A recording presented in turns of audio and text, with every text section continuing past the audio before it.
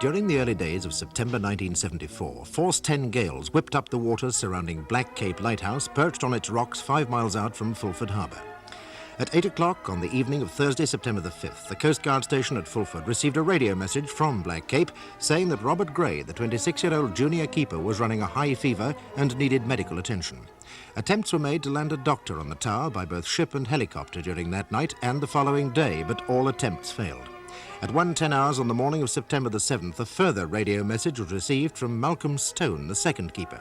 He stated that the senior keeper, Frank Pusey, had, in Stone's words, gone mad and been locked in a storeroom. Stone requested that police should accompany the doctor when a landing was eventually made. At 8:40 on the morning of the 7th, the supply ship Joseph Cotton landed a doctor, a police sergeant and a relief crew. Pusey was found to be suffering from a knife wound in the upper left arm. Pusey, Stone and Gray were taken ashore, and as a result of further inquiries, Malcolm Stone was accused of maliciously wounding Frank Pusey. Mr. Pusey, it would perhaps be ungenerous of us not to take advantage of my learned friend's foresight in setting the scene for this drama. Do you recognize that model? Yes, sir. It's Black Cape Lighthouse. You're sure? Well, I should be, sir. I made the model myself. Oh, really? Yes, sir. I presume the gentleman borrowed it from the Maritime Museum at Fulford. I donated it to the museum, sir. Well, there's irony in that. Now, Black Cape Lighthouse. In spite of its name, the lighthouse is not, I understand, situated on Black Cape. No, sir. It's what we call a wave-swept tower, sir. Wave-swept tower? Yes, my lord. It means it's not built on land. It's exposed to the sea on all sides. I see. Thank you. How far out to sea is the lighthouse? Well, it's just under 3 miles to Black Cape itself, sir, but it's nearer 5 into Fulford Harbour. And between Black Cape itself and the lighthouse runs the stretch of water known as South Channel. Yes, sir. A 3-mile wide channel of, would you say, fairly turbulent water? Oh, in bad weather, very turbulent, sir. And would I also be correct in saying that in such an environment, men's emotions can be equally turbulent? My lord, leading questions on incontestable matters of geography are one thing. Leading questions on matters of comment and opinion are quite another. Agreed, Mr. Ellis. A little circumspection, Mr. Salter. Let us start, as we mean to go on. My lord. Mr. Pusey, shall we return to incontestable matters of geography? The supply ship Joseph Cotton operates from Fulford Harbour, does it not? Yes, sir. And under normal conditions, relief crews, supplies, medical assistance would be brought to the lighthouse by the supply ship. Yes, sir. Or under more abnormal conditions, by the Royal Air Force helicopter operating from the air base at Fletchley. Yes, sir. Now, can you recall the last occasion when conditions were so bad that neither of these services could be used? Yes, sir, I can. Would you tell the court about it, please? Take your time. Well, sir, it was early September last year. Yes, if I recall, on the 12th of August, we come back from our month ashore, and the Joseph Cotton had a hard time landing us and taking Mr. McCallum's crew on board. Now, Mr. Pusey, you say your crew came back from your month ashore, and Mr. McCallum's crew were taken on board the supply ship. Yes, my lord. How large was the complement at Black Cape Lighthouse? Well, there were 2 crews, my lord, 3 in each. On Mr. McCullum's crew, there was himself, Beaver and Pollitt, and on my crew, there was me, Gray, and... The accused, Malcolm Stone? That's correct, my lord. And what was your tour of duty? Well, a month on and a month off. In the case of illness and that, other adjustments had to be made, but broadly speaking, it was a month on and a month off. I see. And on the 12th of August, your crew returned and Mr. McCallum's crew left, leaving yourself, Gray, and Stone on duty for the following 4 weeks. Yes, my lord. I see. Thank you. Mr. Pusey, you were telling us that due to bad weather, there had been difficulty in landing your crew on the 12th of August last year. Now, would you describe to the court the events which took place in Black Cape Lighthouse between that date and the morning of the 7th of September when you were relieved? You mean everything, sir? Well, not everything. Select what you consider to be the most important issues, and I will interrupt you if I wish you to enlarge on any point. But as I said, take your time. Well, sir, everything was all right for the first couple of weeks. Mr. Pusey, what precisely do you mean by all right? That relationships between the 3 of you were normal, friendly? Well, no, I couldn't say that, sir. I'd never been unfriendly with Mr. Gray. He always did his work to the best of his ability, and he was always cheerful and easy to get on with. But you couldn't say the same thing about Mr. Stone? My lord, that really is a leading question of the most blatant kind. I agree, Mr. Ellis. May I ask you once again, Mr. Salter, for a little more self-discipline? My lord. Mr. Pusey, would you continue by describing your relationship with the accused?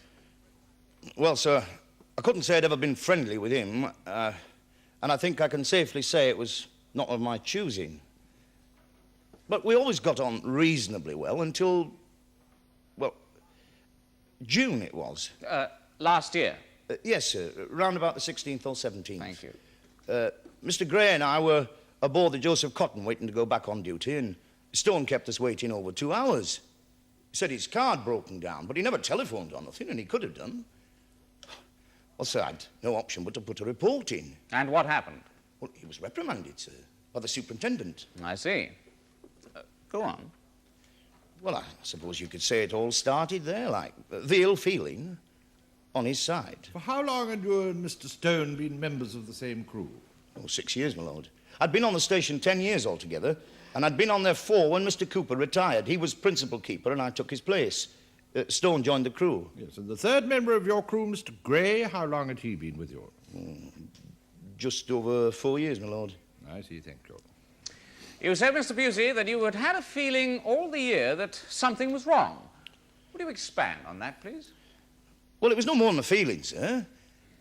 He went quiet, strained like. It was just after Christmas, Christmas before last, that is. And there'd been a bit of a shuffle round, and I found myself spending Christmas on station while he went ashore. Well, when he came back, he were reserved like. I see. Now, can we consider your tour of duty, which began on the 12th of August? You told us that everything was all right for the first couple of weeks. Well, what happened after that? Well, so I suppose it all started to happen in the last week in August. Mr. Gray had been complaining about his health more or less since we'd come back on station, but it really began to get him down then. Anyway, I could see he wouldn't be fit enough to extend his tour of duty, so I suggested that Stone stay behind instead. Tell us more about this extended tour of duty. Oh, it was because of Ted Politzer on Mr. McCullum's crew. His wife was expecting a baby early in September, so Len McCullum and I come to an agreement like. If baby hadn't arrived by the 9th of September, when Ted was supposed to come back on the rock, then one of our lads would stay behind in his place. Bob Gray volunteered. But as I say, he certainly didn't look fit enough to do that, so when I told Stone that he'd have to stay behind instead, well, he went hairless. How? Hairless? Well, not exactly violent, sir, but he was very angry. He said he had things to do and arrangements he'd made, and why didn't Pollitt leave his wife and blow the baby and all sorts of things. Then what happened? Well, nothing much happened for a couple of days, sir. I went about my business, and with Gray getting worse than that, there was plenty to do. Every now and then he'd have a dig at me, sir. But I took no notice. I said nothing until... Yes? Well, it would be the 5th of September, sir. Gray went down to check the heating plant. That's sort of right down in the basement, as you might say, sir. Well, he was a long time coming back, so I went to see what was happening. He was sitting on the step, breathing heavy and hot and shivery at the same time. So I took him back up and I put him to bed. Oh, that'd be about 8 o'clock, sir. Then I radioed the Coast Guard station in Fulford Harbour and told them about him. I said I thought he had pneumonia. They said they'd get a doctor out as soon as they could. But in the event, that took rather longer than expected, did it not? Oh, it did that, sir, nearly 36 hours. And what happened during that 36 hours? Well, they tried to land a doctor umpteen times, but they couldn't do it. Then, about 2 hours after I'd sent the message, they radioed back to say they were going to try and winch Dr. Abrams down from a helicopter. But try as they might, they couldn't do that either. Then about 11 o'clock that first night, I spoke to Dr. Rogers on the radio. That's Dr. Abrams' partner line. And she said, I told her how Gray was, and she said I had to keep him in bed and keep him warm and inject half a mega unit of penicillin every 6 hours. So I did that, every 6 hours. And what about the accused? What was he doing all this time? Well, he was lending me a hand, sir. He was tending the light and logging the weather and all the usual things. You know, every now and then he'd have a little dig about him staying on the station, but I said nothing. Not until, Yes? Go on. Well, it was just after midnight, sir. I was up in the gallery. I'd got an idea the wind was moderating, so I went up to check. I was right, as it happened. Anyway, I'm coming down. I got down about 3 floors, that's on the recreation room level, when there's Stone coming up. He stands on the steps looking up at me and he says, you can forget about me staying behind. I'm going ashore. Well, I told him not to be a damn fool. And then there's a knife pointing at me. Did you recognize the knife? Well, not then, no, sir. I see. Go on. Well, I tried to talk him round, sir. You know, I'm telling him, take it easy, we'll all be ashore soon. But he wouldn't listen. He was shouting a lot. And I thought, well, what with Gray going down and all, he was going a bit doolally himself. It's not unknown. Anyway, he forces me up the steps with a knife till we'd gone up about 2 floors. We were opposite the lantern room. The door was open, and he forced me inside. Then he says something like, I'm going to mark you, Pusey, you bastard. And he come at me with a knife. Well, I didn't feel anything at first, and then I struggled with him a bit, and I must have knocked the knife out of his hand, as he turns and runs out of the lantern room and bangs the door and locks it. How long did it take for all this to happen? Oh, no more than 3 or 4 minutes, sir. No more. And it took place just after midnight? Yes, sir. I could feel the blood on my arm, but I couldn't see anything. The switch was on the outside. Well, I kept on shouting, but nothing happened until Sergeant Lucas unlocked the door and let me out. That was at 8:40 a.m., over 8.5 hours later. Well, that's the time they told me it was, sir. I didn't know. Dr. Rogers came and patched me up, and they took me off and back to Fulford Harbour. Sergeant Lucas asked me to tell him what had happened. Yes, we can't hear about that conversation, I'm afraid. Thank you, Mr. Pusey. Mr. Pusey, can you think of any other reason why Malcolm Stone should attack you? Well, sir, I thought it was a grievance he'd held, and it had boiled over when I told him he had to stay on the station. But since then, sir, I've heard there was something else. Something else? Yes, sir. I know now that he fancied my woman.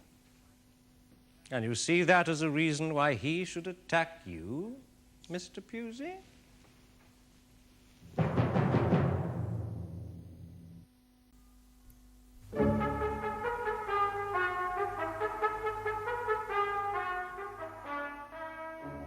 And you wish us to believe on the 12th of August last year all was well between you and Miss Sorenson, that you were still, in every sense of the word, lovers? Oh, we had our ups and downs, sir, the odd days. I'm not talking about the odd days, Mr. Pusey. I'm talking about the 12th of August last year. Let us now recapitulate. Your mother took ill in late 73, correct? Yes, sir. And as a dutiful son, you spent most of your time ashore with her, correct? Would you answer, please? That is correct, sir. Yes, your mother lives in Plymouth. Just outside, sir. Just outside, a long way from Fulford Harbour and Miss Sorenson. Now, during the period between your mother first becoming ill and the beginning of August 1974, you would have been ashore for 4 months. Now, how much of this 4 months period did you spend away from Miss Sorenson? Well, most of it, sir. Except for a few days at the end of each month. Yes, so during the first 7 months of 1974, you spent very little time indeed, a matter of a few days, with your common-law wife. She didn't complain. I'm sure she didn't, Mr. Pusey. She had no cause to. She'd found another lover, hadn't she? I didn't know that. Oh, you lying bastard. You knew. He knew, mister. Stone. You will do neither yourself nor your counsel any good whatsoever by such outbursts. You will remain silent from now on unless or until you are called upon to give evidence. Do you understand? Yes, sorry, I'm sorry. Very well. Judges? I know. Mr. Pusey, on the 11th of August last year, the day before you were due back on Black Cape Lighthouse, you returned to 17 Channel View Terrace, Fulford, from Plymouth. Now, Miss Sorenson was waiting for you there, and the first thing she told you was that she was leaving you and going to live with Stone. Isn't that so? That is not true. Further, I suggest, Mr. Pusey, that being in love with Miss Sorenson, this revelation had a profound effect on you. So profound that during these storm-tossed days of August and early September, it was you who constantly provoked the accused. It was you who, in a desperate attempt to keep the accused and Miss Sorenson apart, tried to extend his duty. And it was you, faced by a reasonable request from the accused to accept the situation, who ran amok in Black Cape Lighthouse with a knife in his hand. That is not true. And during the wild struggle which ensued, it was you who sustained the knife wound. But it was Malcolm Stone, in defense of his life and of the light and of the shipping which depends upon that light, who was forced to put you under lock and key. And who, as a result of a string of lies you've told the police and repeated in court here today, stands in that dock, wrongfully accused of malicious wounding. Mr. Pusey, if we may return from fantasy to fact, a few simple questions. When the assault took place, were you aware of any liaison which existed between Shirley Sorenson and Malcolm Stone? No, sir. Was there any other reason why you would have wished to assault the accused? No, sir. Did the accused assault you? Yes, sir. Thank you, Mr. Pusey. I thank you, Mr. Pusey. You may leave the witness box. What is your occupation, Mr. Gray? I'm a lighthouse keeper, sir. And where were you at the beginning of September last year? In hospital, sir. In hospital? No, beginning of September. I'm sorry, I thought he Mr. meant... Gray, it is obvious from your manner that you are fully aware that the giving of evidence in a court of law is a matter of some seriousness. However, there is no need whatsoever to be nervous. Now, you're being asked about events that took place some time ago, and we all realize that that is not as easy for some as it is for others. Now, you are a member, are you not, of Mr. Pusey's crew? Yes, sir. And we've been told that Mr. Pusey's crew started a tour of duty on Black Cape Lighthouse on the 12th of August last year. Is that correct? Yes, sir, my lord. We've also been told that such duties are for a matter of 4 weeks. Is that correct? Yes, sir. Very well. Perhaps now, Mr. Salter, you could put your question again. I am obliged, my lord. Where were you at the beginning of September last year? Black Cape Lighthouse, sir. What was your state of health at that time? Well, I wasn't feeling very well, sir. I'd felt a bit off ever since I left home. Stomach pains, a bit hot, sort of. Yes, go on. Well, the pains got worse, and I couldn't breathe proper. And then on the Thursday, the 5th of September, the 5th, we were due to be relieved on the 9th. I was watching TV, and suddenly it started getting chilly. It was Mr. Stone who noticed it first. He said I'd better go down and have a look at the heating plant. Well, I felt pretty poop when I got down there, sir, but I got it fixed easy enough. But I couldn't get back up the stairs. I couldn't breathe proper. How long were you there? Well, I'd say about a quarter of an hour, 20 minutes, something like that. And then what happened? Well, Mr. Pusey came down for me. He could see I was in a bad way, so he took me back upstairs and put me to bed. How were you feeling at this time? Well, like I say, sir, I had this pain between my chest and my stomach. Sort of hot and fluey. Were you aware of your surroundings? Yes, sir. And you were able to carry on normal conversations with Mr. Pusey and the accused? Yes, sir. Not that I spoke much to Mr. Stone. He just asked me how I was, if he passed my bunk, that sort of thing. I see. Now, Mr. Gray, let us move on to the following day.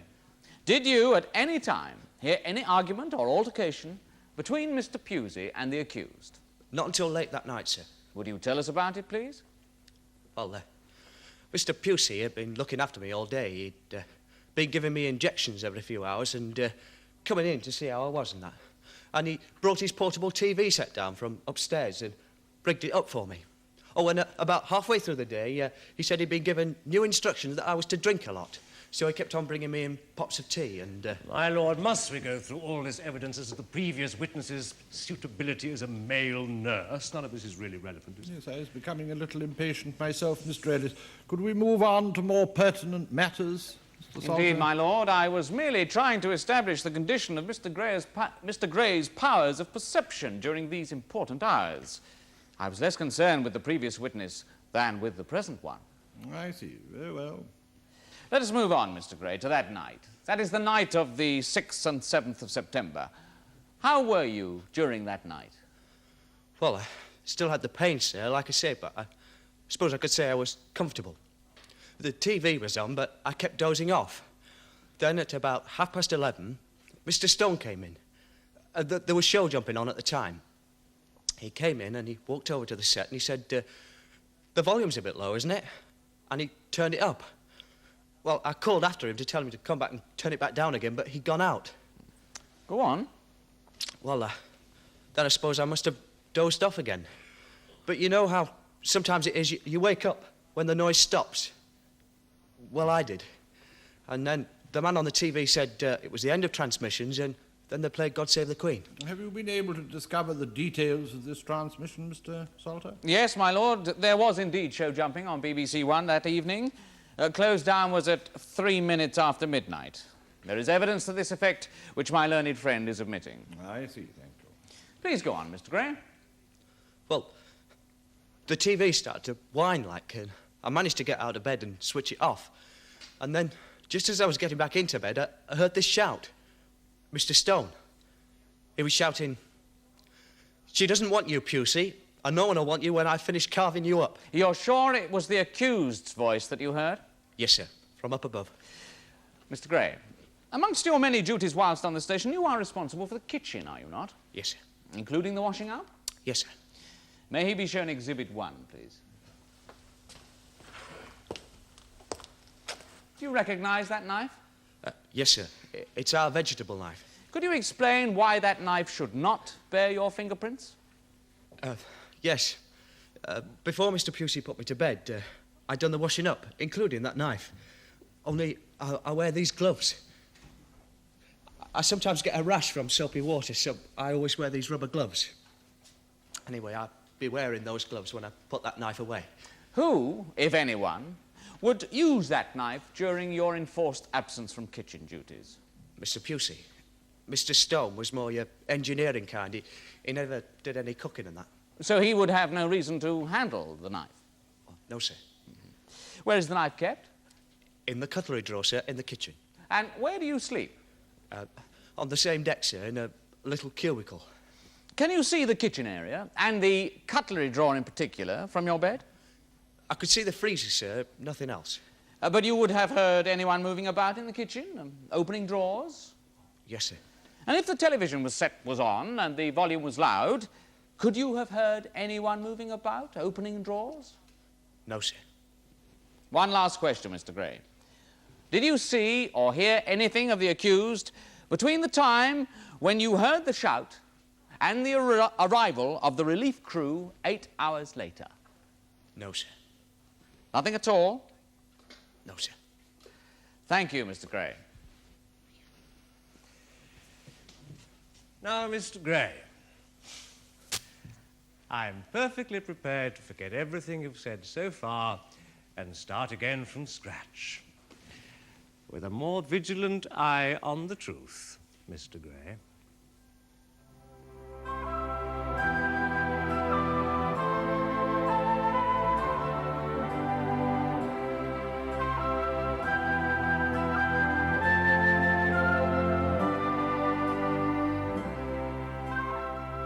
The case of the Queen against Stone will be resumed tomorrow in the Crown Court.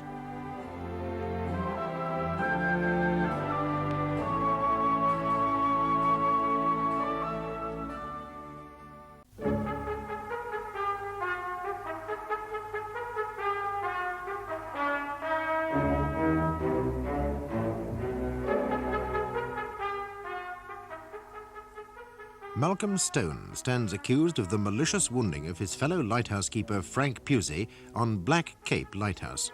Robert Gray, the third member of the crew, has stated in evidence that whilst in his sickbed he heard Stone threatening Pusey. Gray's cross-examination is about to begin. How are you feeling now, Mr. Gray? Very well, sir. No recurrence of your old ulcer trouble? No, sir. I am correct in saying, am I not, that your condition in the early days of September last year was due to a perforated stomach ulcer? Yes, sir. At least, that's what they told me, sir. Then we will assume that that was indeed what was wrong with you. Now, I've never suffered from this complaint myself, but I understand it to be extremely painful. Yes, sir. And pain, though it may heighten certain sensitivities, tends to isolate the sufferer from the world about him, to make him retire into his own agony, as it were. What I mean, Mr. Gray, is that when one is in pain, one doesn't always have one's wits about one. Now, did you have your wits about you? Yes, sir. Really? You're telling everyone in this court that throughout the night before a major surgical operation, necessitated by a most distressing condition, you were sufficiently aware of your surroundings, not only to hear shouting from 4 floors above you, but to take in every word and be able many months later to swear on oath who it was who uttered those words? Come now, Mr. Gray, please, is that what you are saying? Yes, sir. Yes, my lord. May I use the drawing, please? Now, Mr. Gray, you were sleeping here, were you not? Can you see quite clearly from where you are? Yes, thank you, my lord. Very well. Yes, sir. That's the kitchen area. Yes, and the alleged assault took place here in the lantern room. Now, are you seriously expecting us to believe that even in the peak of condition, you could hear the details of a shout 4 floors above you? My lord, with respect, I must point out that the evidence is that the assault began at the recreation room level. That is 2 floors below the lantern room, and that the accused was, and I quote, shouting a lot as he was forcing Mr. Pusey up the steps to the lantern room. Yes, that certainly was my understanding of the evidence, Mr. Ellis. Mine too, my lord, if I may continue. Please do. Now, Mr. Gray, it has already been alleged by Mr. Pusey, the previous witness, that the accused shouted at this higher level in the lantern room something like, "I'm going to mark you, Pusey, you bastard." Now, are you saying that this something like was indeed, "She doesn't want you, Pusey, and no one will want you when I finish carving you up"? Because if you are swearing on oath that you heard every word clearly of a wild shout from this distance. No, they must have been nearer than that, sir. They must have been on the same level as the recreation room. I see. And if everyone is telling the truth, it would seem that Mr. Pusey himself didn't think this particular phrase worth mentioning because really, he didn't mention my lord, it. a witness should not be asked to comment on the evidence of another witness. Indeed not, Mr. Ellis. Very well, my lord.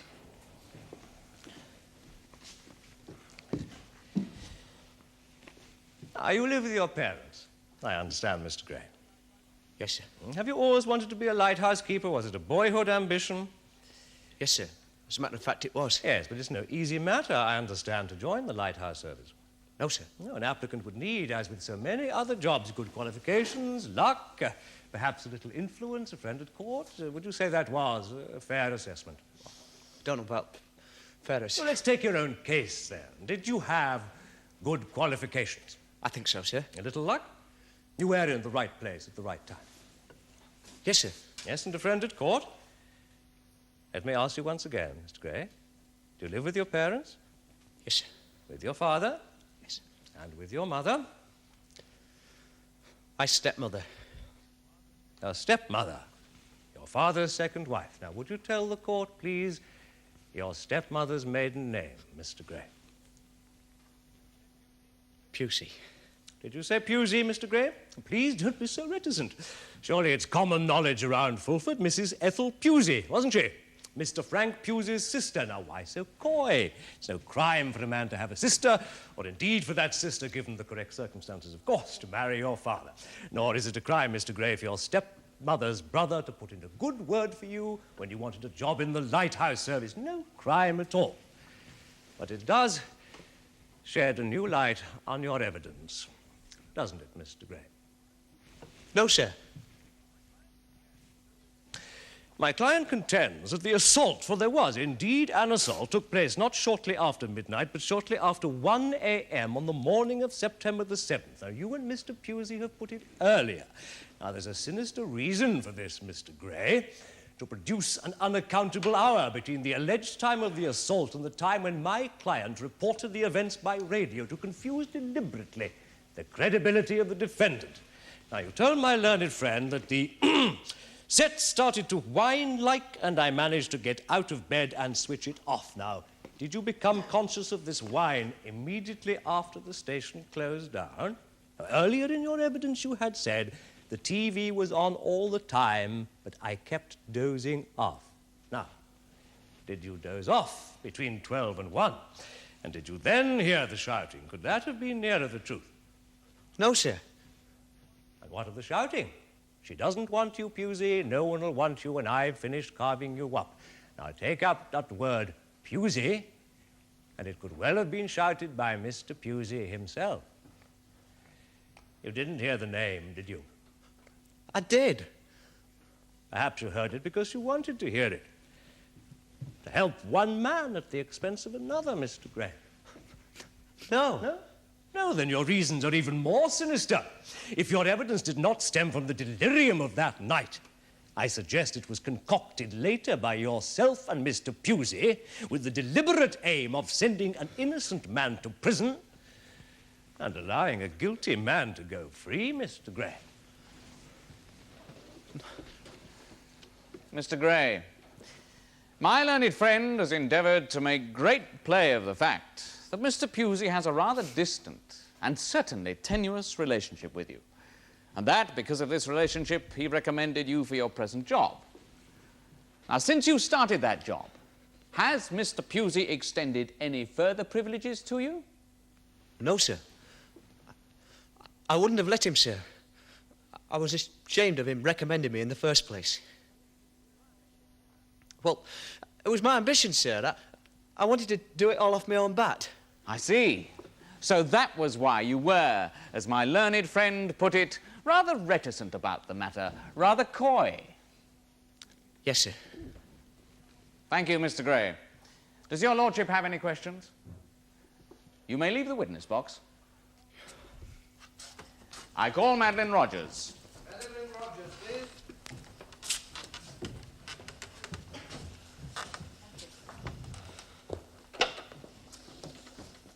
What is your religion? Church of England. Take the Bible in your right hand and read aloud the words on this card. I swear by Almighty God that the evidence I shall give shall be the truth, the whole truth, and nothing but the truth. Thank you. You are Dr. Madeline Rogers of Cliff House, Fulford? Yes, I am. And you are a doctor of medicine? Yes, a general practitioner. And do you practice in partnership with Dr. Morris Abrams at Harbour Buildings, Fulford Harbour? Yes, I do. And are you and Dr. Abrams jointly and separately on call to the Coast Guard Service? We are, yes. What was your first action on reaching the lighthouse? Well, I attended to Mr. Gray. An examination confirmed my belief that he was suffering from a perforated stomach ulcer, so I supervised his transfer to the tender. Sergeant Lucas then called me to examine Mr. Pusey. This I did in the lantern room, and as a result, I dressed a wound in his upper left arm. Would you describe the wound, Doctor? Well, it was more of a deep gash. It was about 2 inches long, and I calculated about ½ an inch deep in the upper biceps muscle. Now, Mr. Pusey had tried to fashion a rough tourniquet out of a handkerchief and a fountain pen, I think it was, he used, and to some extent he'd been successful. He hadn't lost a great deal of blood. It could not be called a serious wound. May Dr. Rogers be shown Exhibit 1, please? Do you recognise that knife, Doctor? I have seen it before, yes. Sergeant Lucas showed it to me in the lantern room that morning. And in your opinion, could that knife have caused the wound in Mr. Pusey's arm? Yes, it could. Thank you, Doctor. May I have Exhibit 1, please? Now, Doctor, while we're on the subject of the knife, could you demonstrate, please, the precise position of the wound in Mr. Pusey's arm? Oh, certainly. It was here in the upper biceps muscle. Thank you. Now, let us imagine a struggle between two men. One of the men was holding a knife so in his right hand. Let us suppose the attacker put his left arm round the back of his intended victim's neck to draw him onto the knife. It would be natural for the man under attack to grasp the wrist of his assailant and force it towards his body. So, now, if this was done with enough force and very quickly, could it not cause the knife to enter the assailant's arm at this point? Well, it could. Yes, it's a possibility. Yes, isn't it more likely the wound was, in fact, self-inflicted in this way, taking into account the position of the wound? No, I wouldn't say so, no. It is a possibility, isn't it? Well, one of many, yes. Well, the wound apart, how would you describe Mr. Pusey's general condition when you examined him that morning? He was in an emotionally disturbed state. Yes, he was shaking, sweating, slightly incoherent. Did you at the time, or have you drawn since, any conclusion as to why he should have been in that condition? Well, I imagine it was due to his enforced imprisonment. His nervous state was consistent with such rigours. Yes, could it not also have been consistent with fear, guilt? But these are two totally different emotions. Now, as far as fear is concerned, yes, I have had some practical experience of fear. But I am not, so far as I'm aware, familiar with the physical manifestations of guilt. Yes, fear of what? The police? Discovery? Oh, my lord, I really must object. Psychiatric speculation is not admissible in this way. I agree. Very well, my lord. Well, may we pass on, Doctor, to Mr. Gray, Mr. Robert Gray of the perforated stomach ulcer, a nasty affliction, which I believe your colleagues and yourself were able to cure. Yes. Yes. Now, from your knowledge of the progress of such a condition, how would you assess Mr. Gray's state of health, say, 8 hours before you examined him? Uncomfortable. He would be suffering abdominal pain, difficulty breathing, slight fever. He would sleep fitfully. Yes. Would it have been possible for Mr. Gray at that time to have heard clearly from at least 2 and possibly 4 floors higher, and to have stored away in his memory every word of a shouted phrase such as, "She doesn't want you, Pusey. No one will want you when I've finished carving you up"? Well, it's very, very difficult to say. It's possible he heard. Well, at times he would be quite lucid. But there would be periods of, I don't want to exaggerate his condition, irrationality. Yes, possible but not probable. Well, not probable, no. Thank you, Doctor. But possible. Yes, yes. Okay. You wish to re-examine, Mr. Salter? I have no further questions, my lord. Thank you very much, Doctor. The public are indebted to you for giving us so much of your time. In addition to the debt that they owe you for undertaking such hazardous tasks as being lured from helicopters in rough weather to aid the sick, I don't think the general public are fully aware that such dangerous exercises can form part of the expected duties of a general practitioner. Thank you very much, Doctor. Thank you. Now, this may be a good time to take lunch.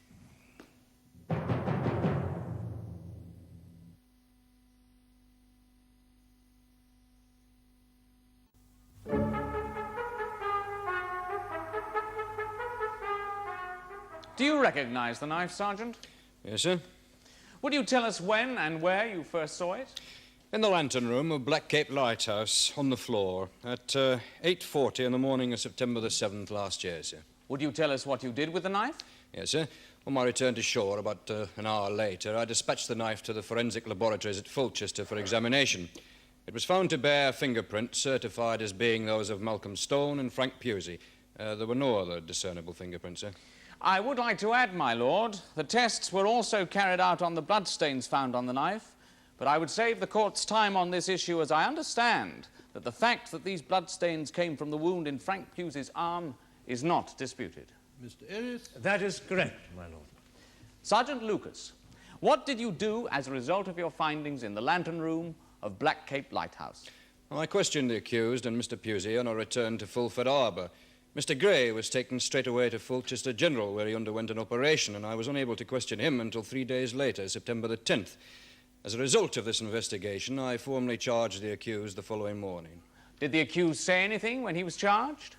Yes, sir. He said, "You're standing everything on its head. It was the other way around." Thank you, Sergeant Lucas.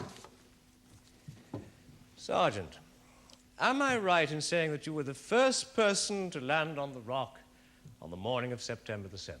Yes, sir. Was anyone waiting for you at the entrance deck? Yes, sir, the accused. Can you remember his first words to you? Not exactly, sir. It was something about Mr. Gray. Were they not, in fact, we'd better get the doctor up to Gray. He's looking bad. Could have been, yes, sir. In fact, if the prosecution is right, the man who was facing the police for the first time and preparing to perjure himself if necessary was, in fact, primarily concerned with the sick Mr. Gray. If that's what he said. Yes, sir. Thank you, officer. I have no further evidence, my lord. Thank you, Mr. Salter. Thank you, Sergeant. You may go. Mr. Ellis? I call Malcolm Stone, my lord.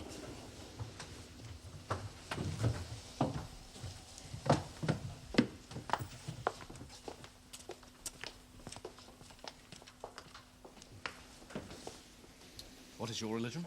Pardon? What is your religion? Presbyterian. Take the Bible in your right hand and read aloud the words on this card. I swear by Almighty God that the evidence I shall give shall be the truth, the whole truth, and nothing but the truth. Your name is Malcolm Edwin Stone. Yes. And you live at 47 Hudson Street, Fulford Harbour? Yes. What is your present occupation? I'm a maintenance engineer at Matson & Taylor's. And what was your previous occupation? Was a lighthouse keeper. How did you come to leave this job? Resigned. Why? Because it seemed the right thing to do, because there's no room in the lighthouse service for anybody that's accused of taking a knife to one of his mates. Are you telling us that you were pressured into resigning?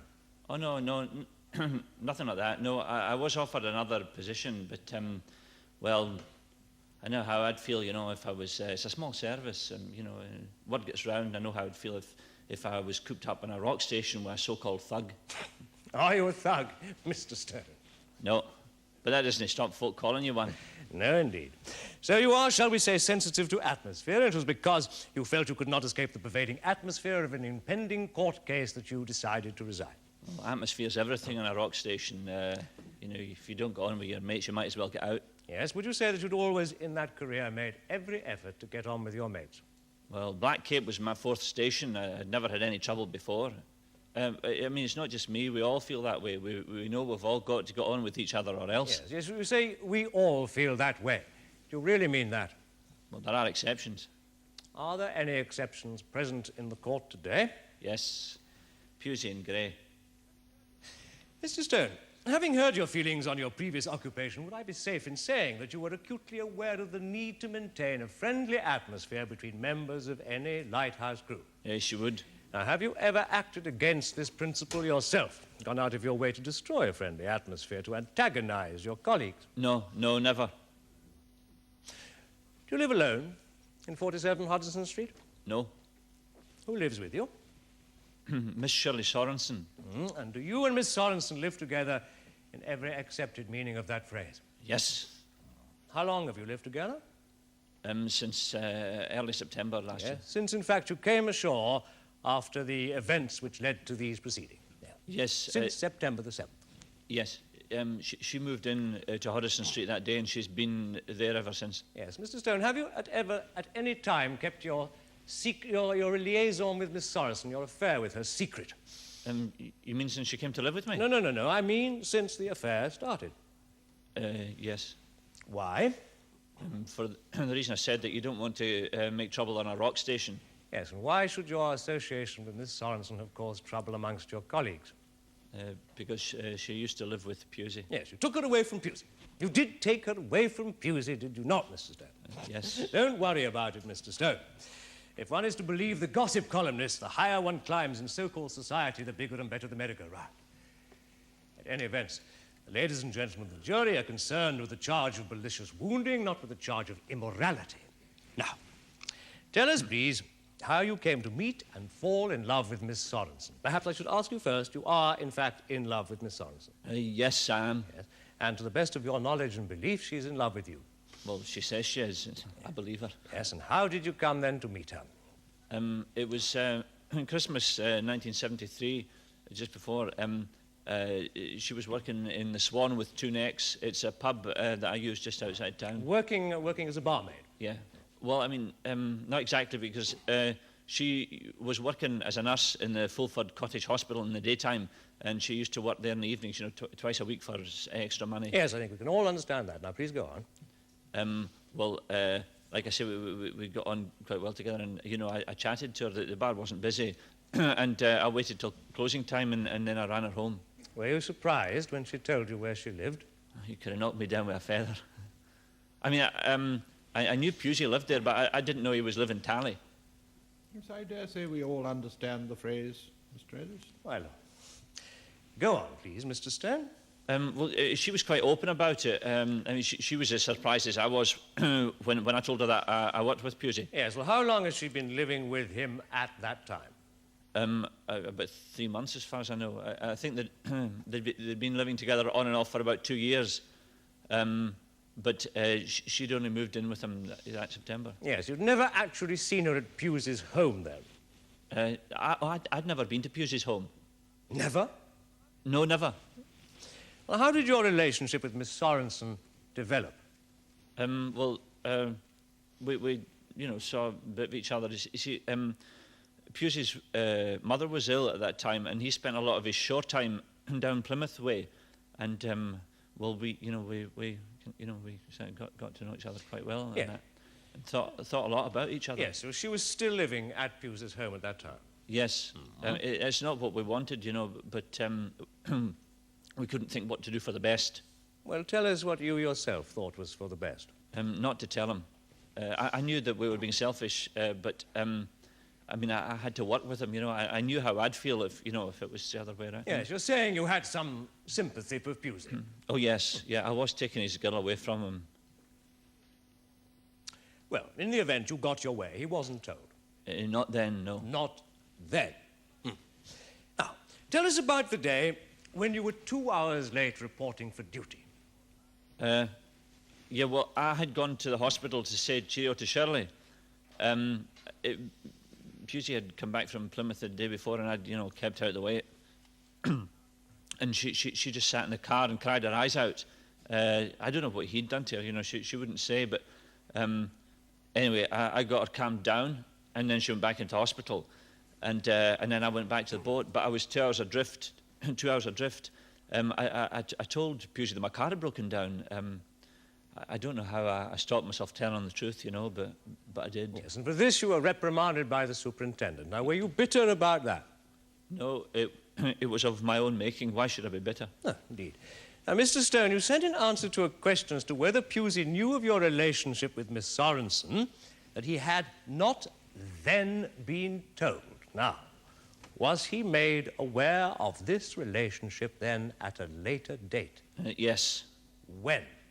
On the 11th of August last year, the day before we went back on the rock. Yes, Mr. Stone, you were present in this court when Mr. Pusey alleged that you attacked him. He went on to deny that he knew anything at all about your relationship with Miss Sorenson. Now, what have you to say about that? Oh, no. No, he knew. As God's my witness, he knew. See, if I hadn't got that knife off him, God help him, he would have killed me,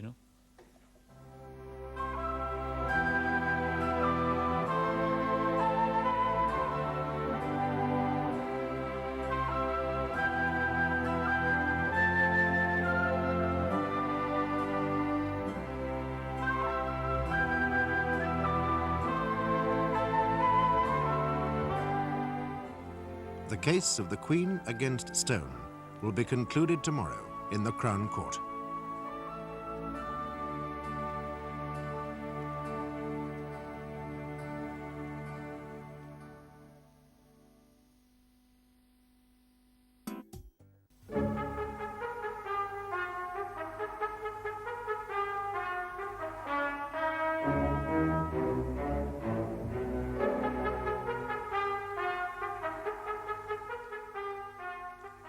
Malcolm Stone is accused of the malicious wounding of fellow lighthouse keeper Frank Pusey on Black Cape Lighthouse.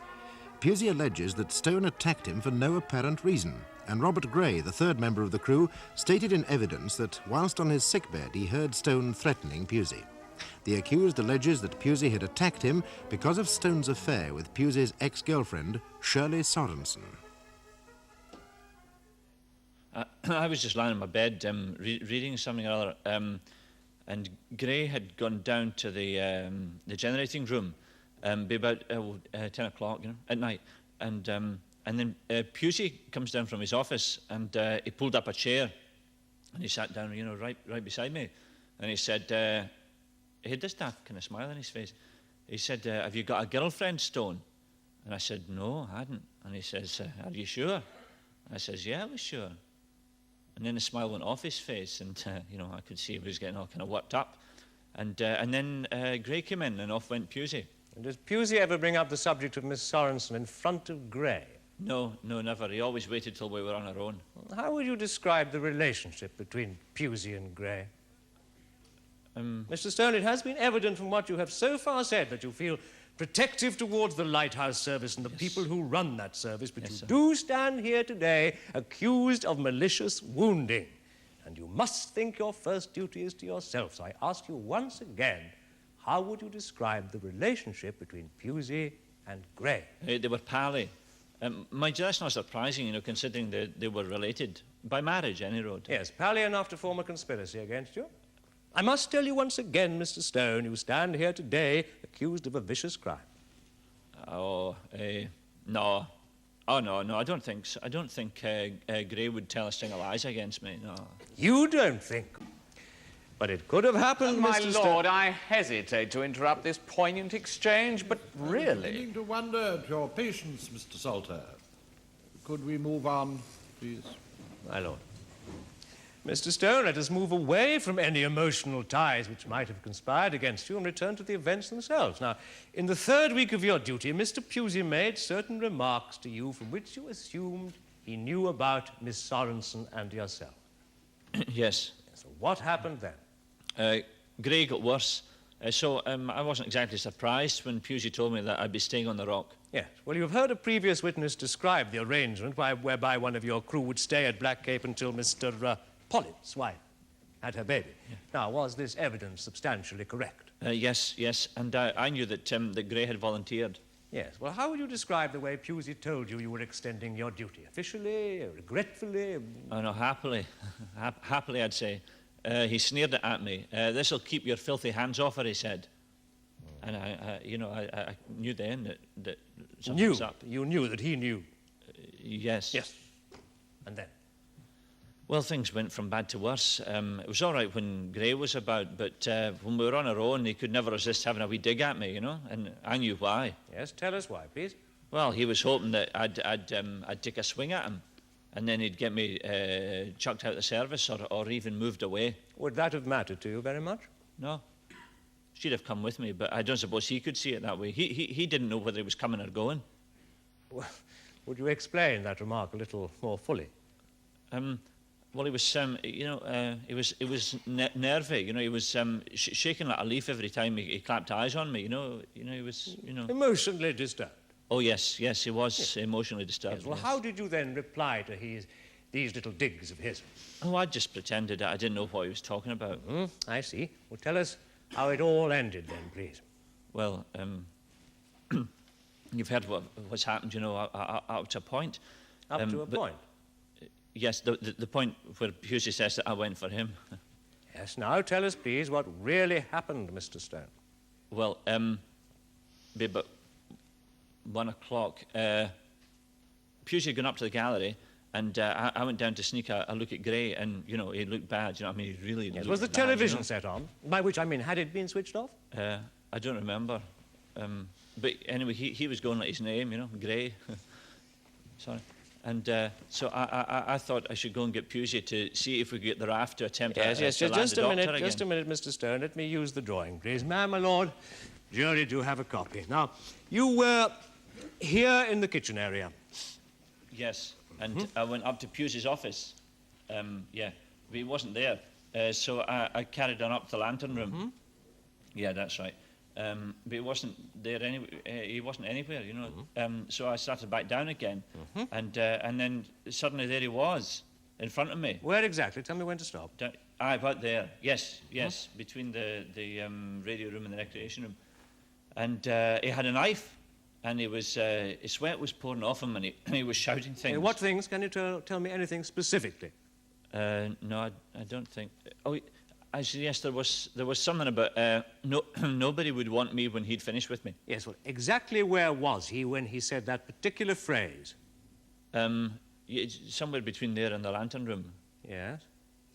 I actually wasn't taking much in, you know. I was watching the knife, you know. Yeah.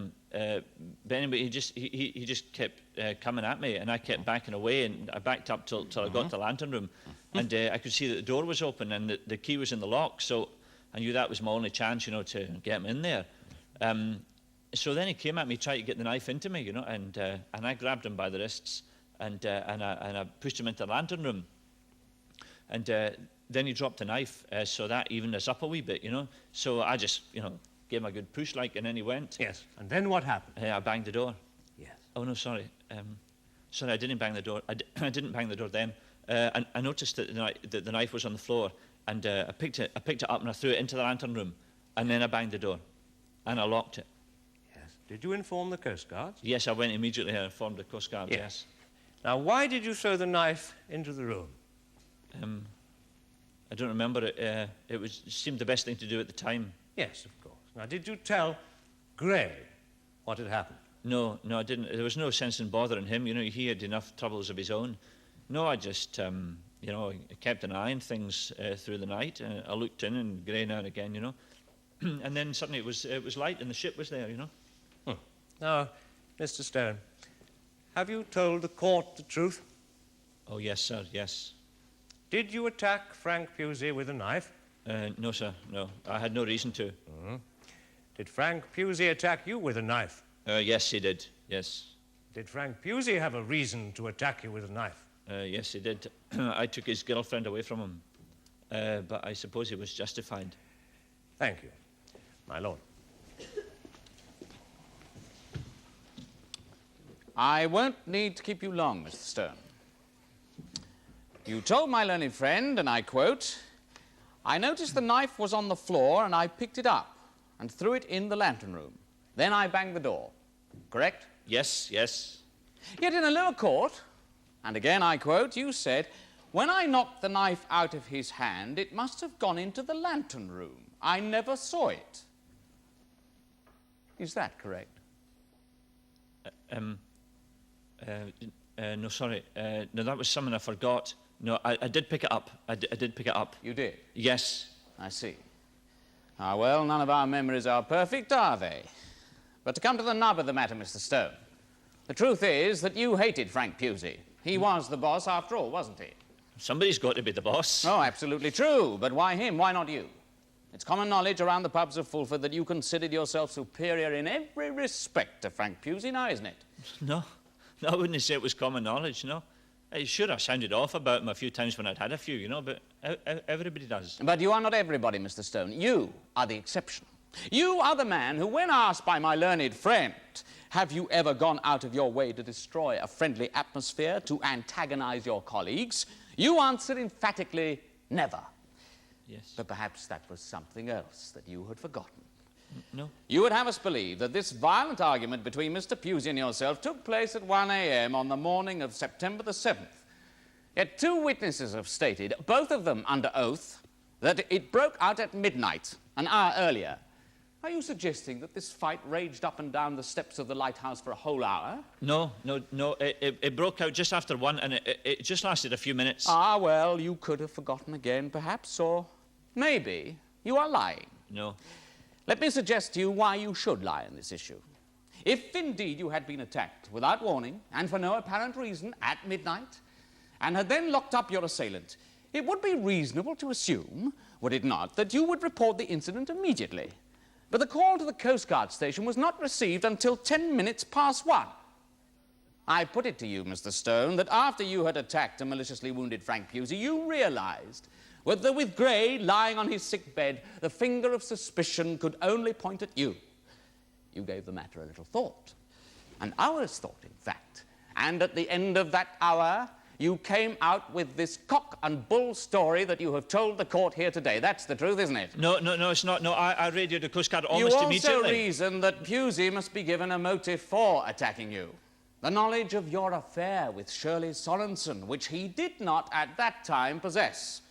And for this to achieve any degree of credibility, you needed corroboration and collaboration. Have you ever discussed this matter with Shirley Sorenson? No, never. Really? Amongst all that pillow talk? Not a single word? No, look, she'd had a belly full of Pusey. She didn't want any more. So you decided to dispose of him? No. You didn't attack Pusey? No. You had no reason to attack him? No. Mr. Stone, in May of last year, you applied for a position of senior keeper at a South Coast Light, didn't you? Yes. An attractive station, was it? Well, yeah, I wouldn't have applied for it if it hadn't been. You know. Oh, yes, of course, forgive me. And no doubt you would have taken Miss Sorenson with you. If she'd have come. Oh, she would, Mr. Stone. You said so yourself. You didn't get the job, did you? No. Why do you think you didn't get the job? Suppose somebody had better qualifications than I had. Oh, that may well have been the truth, Mr. Stone, but that is not what I asked you. I asked you, why did you think you didn't get the job? For the reason I've said. For the reason you've said. Mr. Stone, that memory of yours. You applied for the post in May, correct? Yes. And the final decision was made in July? Yes. And what happened in June? Let me refresh that appalling memory of yours, Mr. Stone. In June, you were reported by Mr. Pusey for a breach of discipline. You were 2 hours late reporting for duty. Mr. Stone, let me content myself by putting the truth to you. On the 7th of September last, you attacked and maliciously wounded Frank Pusey. You concocted a story against him, and you concocted a motive for him to have attacked you.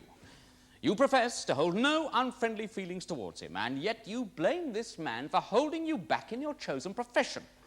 You are jealous of his ability, but you can do nothing about that. You covered his woman, and that is something that you can do something about. You steal her from him, and when in the course of duty he threatens to keep you from her, you take a knife to him. I put it to you, Mr. Stone, that that is the truth. Yes, obviously it is. Let me give you an opportunity to answer my learned friend's question. Is that the truth, Mr. Stone? No, not a word of that is the truth, no. Thank you. That will be all. I call Shirley Sorenson, my lord. Yes.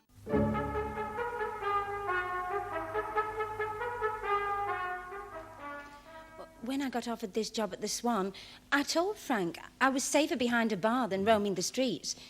He didn't like it, though. Yes, and then shortly before Christmas 1973, his mother became ill, so he started to spend most of his leaves with her. Yes, just outside Plymouth. It was during this time that you first met the accused. Is that correct? Yes. Yes. Tell us about that, please. Well, there's not much to tell, really. It was one of those things, sort of right from the start. Yes, could it be said that you fell in love with each other? Yes, very deeply. Yes, a most happy state, except that you were in love with one man and living with another. Now, how did you feel about this? Well, I was sorry for Frank, naturally. Not that I owed him anything, but, well, I knew he was fond of me, and I didn't want to hurt him.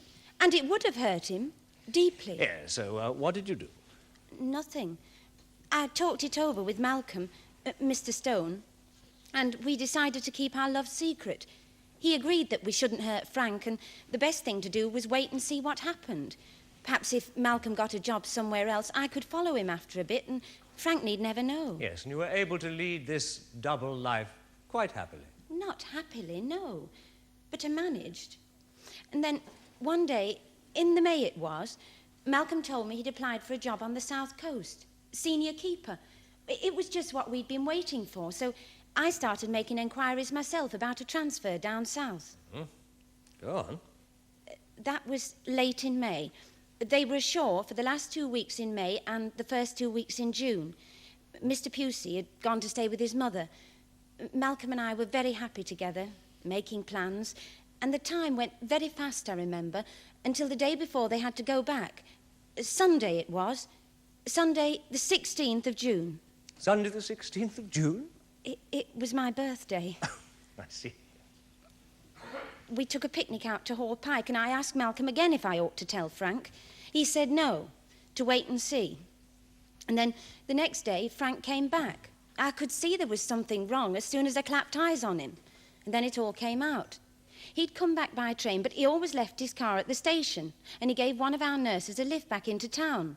And she'd told him about me making enquiries about a transfer. I didn't know what to say. I just said it was for a bit of fun, but I could see he didn't believe me. And then what happened? I had to go on duty before Frank left. He just about said goodbye to me. And then Malcolm came to the hospital. He always did on his way back, just for a minute. But this time, I couldn't let him go. I wanted him so much. I told him what Frank had said, but he said it made no difference. He didn't want any trouble until we were in a position to get away and make a new life. So I just had to be patient. It was my fault he was late. It was my fault. The next time he came home, he told me he hadn't got the job. Frank was away again, and I spent all my spare time that month with Malcolm. Well, I wanted to go anyway, get another job, anything. But he said it wasn't the end, he was going to try again, and it wouldn't solve anything if Frank knew about us. Yes, and did you do what he said? No, as soon as Frank came back. Would you speak up, please? The jury must be able to hear you. Sorry.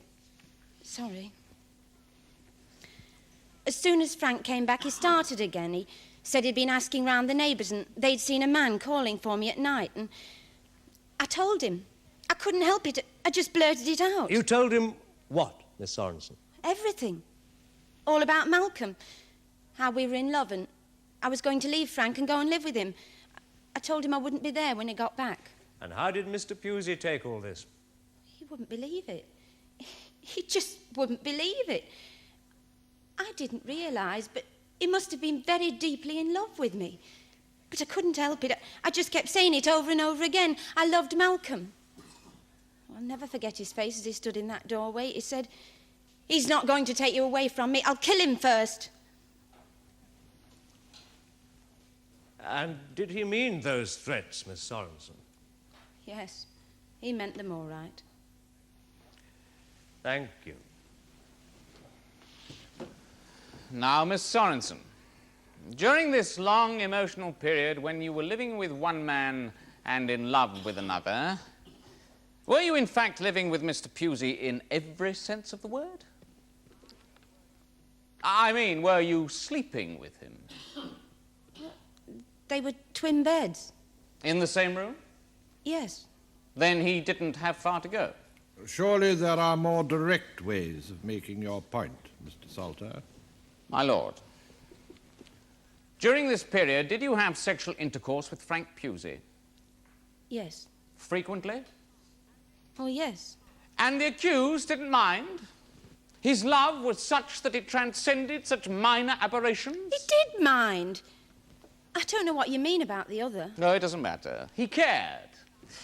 And yet he allowed you to go on living with Frank Pusey, to continue to sleep in a twin bed in the same room. I wonder why. He didn't want to upset Frank. I'm sure there was something he didn't want to upset, but it wasn't Mr. Pusey. It was a very satisfactory arrangement, wasn't it? How would you describe your bank balance, Miss Sorenson? Pardon? I asked you how you would describe your bank balance. In the red? Non-existent? Healthy? I had a bit of money in the bank. I'm not surprised to hear it. How long were you living with Frank Pusey? About 3 years. About 3 years. Over 3 years, according to Mr. Pusey, but no matter. Is it not true, Miss Sorenson, that Mr. Pusey wanted to marry you? Yes. And you wanted to marry him? I'm talking about the beginning. Yes. And why didn't you marry? I said, why didn't you marry? I don't think his mother was too keen. That, I would suggest, is the understatement of the year. Would it not be nearer the truth to say that she hated the sight of you? That she had met you only twice, but had taken such a dislike to you that she expressly forbade her son to marry you? She said something like that. But why should Mr. Pusey take any notice of her? I mean, he was a grown man, long past the age of consent. Shall I tell you why, Miss Sorenson? Money. In August of 1971, Frank Pusey commenced paying half his net salary into your bank account, didn't he? Yes. And did that arrangement continue until August of last year? Yes. And was it not you who suggested to Mr. Pusey that you should not marry until his mother died? No! Oh, come now, Miss Sorenson, that would have been a perfectly natural thing to do. I mean, she was quite well off, and after all, she was an invalid. You wouldn't have had long to wait, would you, the pair of you? And I'm not talking about you and Mr. Pusey, Miss Sorenson. I'm talking about you and the accused Malcolm Stone, because this was just a plot within a plot, wasn't it? I don't know what you mean. Then I'll tell you what I mean. However jealous Frank Pusey may have been, he was a generous man, and you fed on that generosity. You took his money when you had no intention of marrying him. You continued to take his money after you had formed this attachment with the accused, and you would have gone on taking his money until and after his mother died, and then you would have married. But not Frank Pusey. Oh, no. You would have married the accused, Malcolm Stone. And everything was going very nicely, wasn't it? Until Stone's temper upset the apple cart, until he allowed his hatred for Pusey to make him to take a knife and attack his senior keeper. And at that point, everything changed, didn't it? Yes, there was only one way.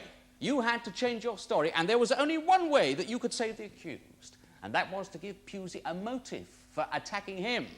You never told Pusey about Stone. I did. And when you and Stone put your heads together, it was the only answer, wasn't it?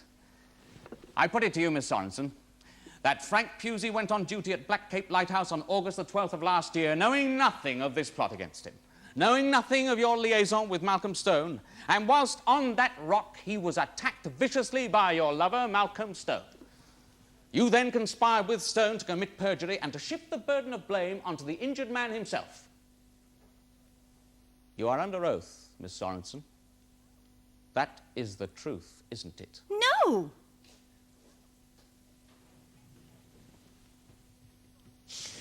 Miss Sorenson, how did you view these monetary payments that Mr. Pusey made to you? As some sort of marriage settlement? No, they were a sort of present. I was living with him. He paid for the food and that, but I looked after him and the house. Yes, indeed. Now, one final point, Miss Sorenson. Have you conspired with Malcolm Stone, or indeed anyone else, to make a false statement to this court? No. And remembering once more that you are on oath, that is the truth? Yes. Thank you.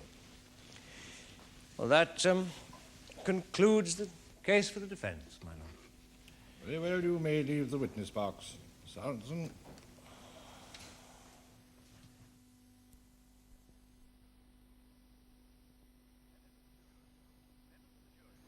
Members of the jury, will your foreman please stand? Just answer this question, yes or no. Have you reached a verdict on which you're all agreed? Yes. Do you find the accused, Malcolm Edwin Stone, guilty or not guilty? Not guilty.